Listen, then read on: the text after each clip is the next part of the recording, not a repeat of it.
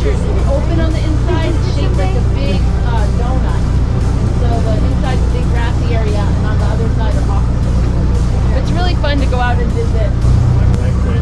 Guys, our first buoy is right here in front of us. We have a white buoy with a red top and a green stripe. You'll notice we have several buoys out at each stop. So we alternate when we come out here because we like to let the trap stay down for about 3 days before we do the same ones over again. Good chance. That gull on the bow of the boat, that's a great blackback gull. That's the largest species of gull in the world. That's what it looks like. You see the numbers printed on top? That's our lobster license number. That has to be printed on every buoy and on every trap. Now the winch is controlled by this lever right here. That's going to pull the traps up to the boat. And these first two traps we're going to check, these are going to be some of our smaller metal wire traps. They're coming up from about 25 feet deep. So keep your fingers crossed, because like I said, we don't know what's going to be in the traps until we get them up to the boat. Oh, there we go. All right, we got a lobster in the first trap. That one, and a Maine rock crab. Here we go. This is a Maine rock crab. It's one of our 2 edible species of crab we have here in Casco Bay. They'll grow to be about the size of my palm, maybe a little bit bigger than that, and they're super aggressive. We have another type of crab that's really docile. You can like rub its tummy and it comes right down. But these ones are super aggressive. And later we'll need your help to get them out of the traps because they eat our bait. So this lobster, guys, we're going to measure this lobster to see if it's big enough. So from the lobster's eye socket to the edge of the back, needs to be at least 3 1/4 inches. On the measuring gauge, the short side from this point to this point is exactly 3 1/4. So we hook this point behind the lobster's eye, and then we watch very carefully to see where this point hits. If that hits on the back, he's big enough. If it hits under the back, he's too short. See, that one is coming in a fraction too short. too short. A little bit short. See that? It's just under the back. The only time the lobster, he's too short. He's going back in. But the only time they grow is when they molt their shell. So this lobster is a soft shell. He's already molted this year, so we gotta wait a whole nother year for this lobster to molt its shell again before it will grow that tiny little bit. I have a good hard shell. Oh yeah, you'll see on the bottom of the claws on this lobster, how they're all kind of bright orange underneath. That means this one recently has molted its shell, and the one that Rachel's showing you, see how it's kind of black and scarred up? So this lobster has a new shell. This lobster's had the same shell all winter, built up all these scars and scuffs and scratches on it. Okay, let's go. You can see how the traps work. You see these little ramps here on the side? That's where the lobsters walk in. Then they nibble on the fish right through the bag so they get something to eat, but eventually they're gonna drop onto the floor and have a hard time getting out the way they came in. So what they do is they continue up the second ramp and drop in the back of the trap where they get stuck. This orange slot and this black slot are measured escape vents, so the little guys eat for free and then walk right out the back of the trap. So it takes a lobster about 7 years to grow big enough to keep. So for 6 years, we're basically feeding them and training them to go in and out of the traps until they turn 7, and then they can't squeeze out. 7 years old. 7 years old. No, you got this, you got this. Here, take this bag, we're gonna...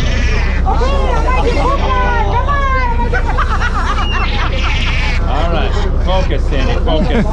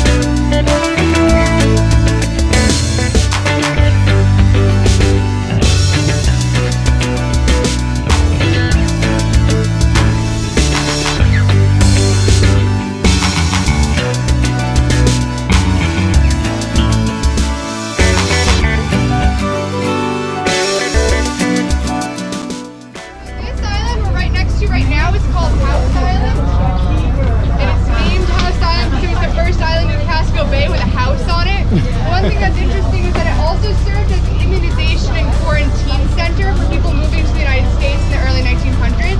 It was overflow for Ellis Island in New York City. It was even nicknamed the Ellis Island of the North. And about 1 million people passed through House Island on their way to Portland. This one is a female with eggs. Oh my god, I can feel it. On a 1 pound female like this size, they've counted up to 10,000 eggs under the tail. Yeah, that's crazy. They're new, yeah. They'll get all clear when they're partially mature. But they're usually like black or dark green while they're maturing.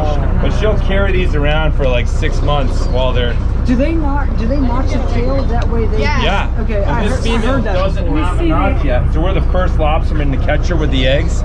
So it's always the second tail flipper from the right. You can see there's nothing on that flipper yet. So what I'm gonna do is take the sharp corner of the measure. I'm just gonna dig it in under the tail. See that little notch I just put in there? So now she's marked as a breeder. So even after these eggs are released, every time we get a keeper, we have to check the sex of the lobster. If it's a female and there's any mutilation on this flipper, that female always gets set free for the rest of her life. So this female is now basically protected for life as long as she doesn't heal up that notch. That's awesome. But we've been doing that in Maine since 1933 to protect our breeding females. Yeah, and the lobsters, they'll live over 100 years old and they'll continue to breed their entire lives. They never stop reproducing. We were just talking about the oversized. So what happens, a female like this is going to get set free again and again and again. So eventually we have a lot of very large breeding females in our population, and they need a similar sized male in order to mate. So if we catch a lobster that's longer than 5 inches across its back, we have to throw it back.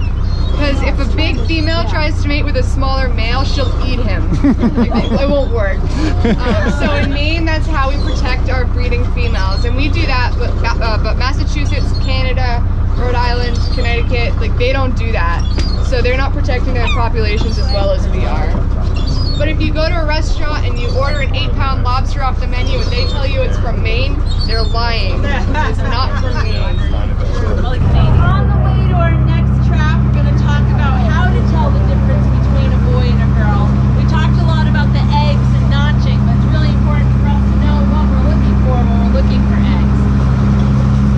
So the way that you tell the difference between male and female lobsters is you flip them over on their back. All up and down their tail are these little flippery things. These are called swimmerettes, but it's the top two we care about. So do you guys see how the top two swimmerettes on this lobster are white and pointy and they have an orange tip? This is our male. And then the female has little feathery swimmerettes that crisscross. And we'll bring it around Yeah, so close if everyone wants to take a everybody seat, can see. we'll come around and show you. Girl. You can feel them. It's kind of the best way to tell. Feel how that one kind of is like a fingernail. And feel how soft those ones are. That's the girl. And this is the boy. Yeah.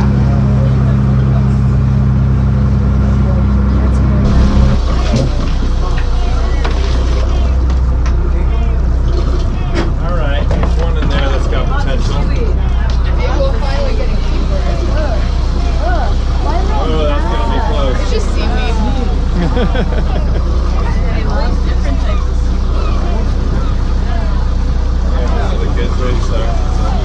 Baby crab. Alright, hold up your Sam. hand. Oh, there's a baby crab.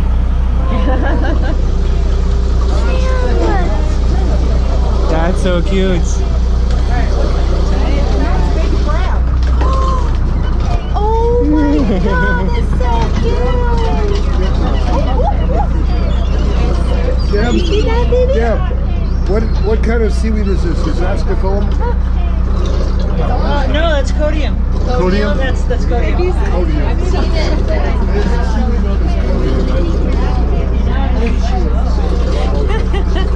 Rachel, it's called codium. I want to see your crab. Show it around. Bring it around, Zoe. Look at your crab. Show everybody. Oh, let me take a picture, okay? It's a hermit crab. Oh, that is cool. Oh, it went back in. Here we go.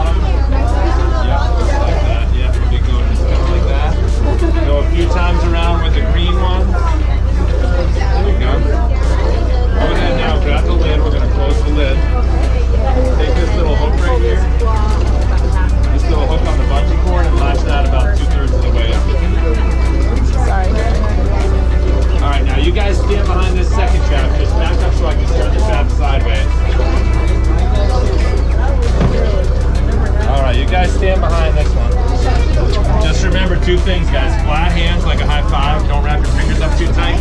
And then wait for the count of 3, okay?